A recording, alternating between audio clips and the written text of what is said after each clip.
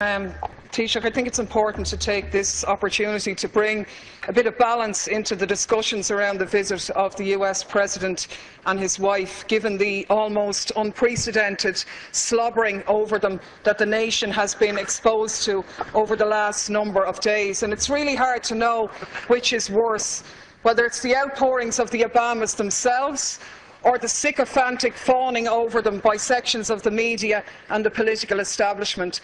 And of course, the biggest irony of all, the protestations of Obama himself in his speech to the children in Northern Ireland about peace, when he said, "Those who choose a path of peace, I promise you that the United States of America will support you every step of the way. We will be the wind at your back." Now I ask you, is this person going for the Hypocrite of the Century award? Because we have to call things by their right names. And the reality is that by any serious examination, this man is a war criminal.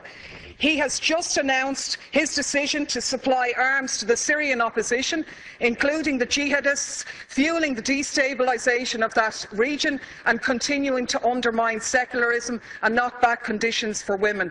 This is the man who is in essence stalling the Geneva peace talks by trying to broker enhanced leverage for the Syrian opposition by giving them arms, and to hell with the thousands more who lose their lives, or the tens of thousands more who will be displaced as this war goes on. This is the man who has facilitated a 200% increase in the use of drones, which have killed thousands of people, including hundreds of children. What steps are you going to take to ensure that no weapons for Syria are going to go through Shannon in breach of our international laws on neutrality? What steps are you going to take to showcase this country not as a lapdog of US imperialism, but as an independent nation with an independent foreign policy which takes a lead in international diplomacy to outlaw the use of drones, the favourite method of extermination of your friend Mr. Obama?